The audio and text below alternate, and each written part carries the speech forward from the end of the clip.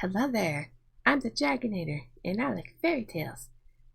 My New Year's resolution for 2021 was to make this YouTube channel. This year, though, my resolution was to read 2 chapters of something. It could be manga, or novels, or short story anthologies. The stories I've done so far for the 2022 Fairy Tale Speedpaint series don't count towards those 2 chapters.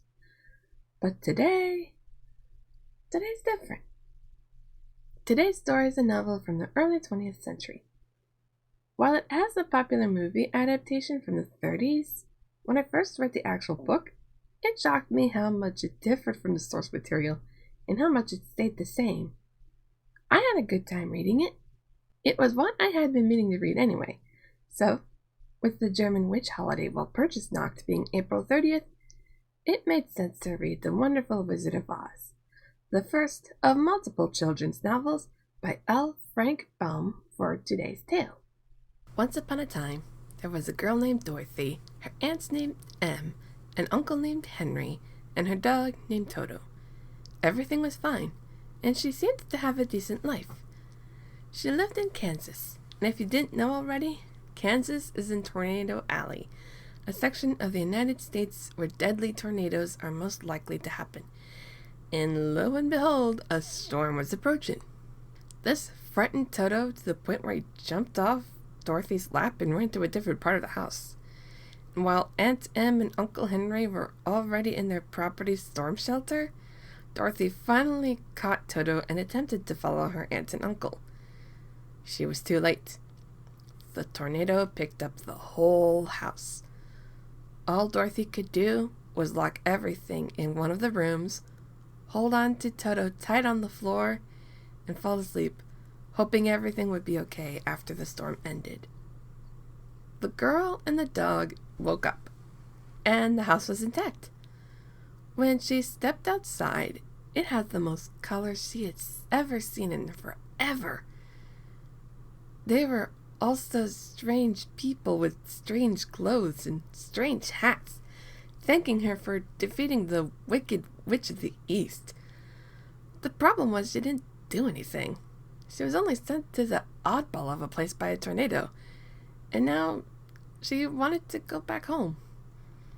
All that was left of the dead witch was a pair of silver shoes, and the witch from the north, a good witch, told Dorothy that she had to wear the silver shoes and go see the wizard in Emerald City, the only wizard in the land of Oz, to go home.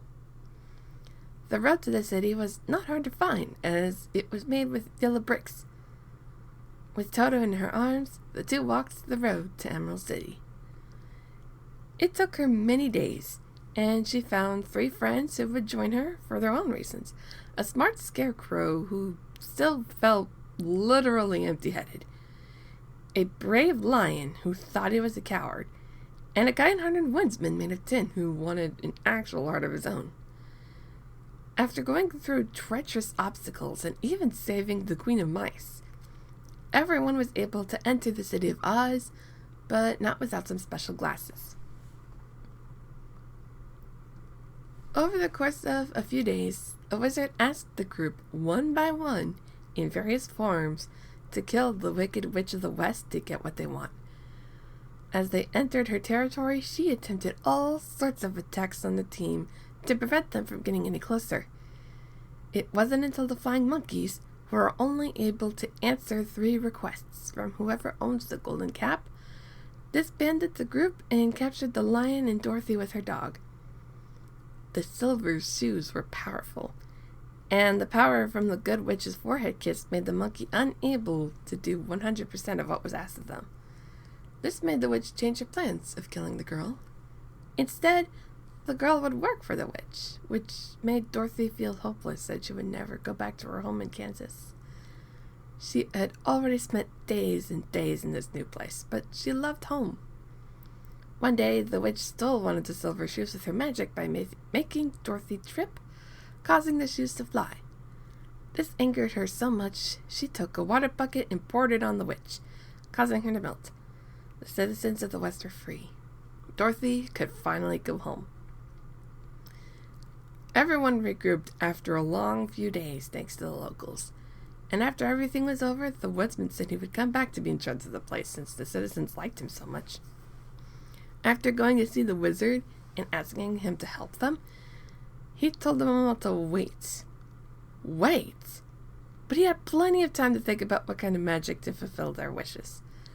The lion hoped a roar would stir things up, and Toto got so scared he jumped off of Dorothy and revealed to the crew that the wizard was just a man.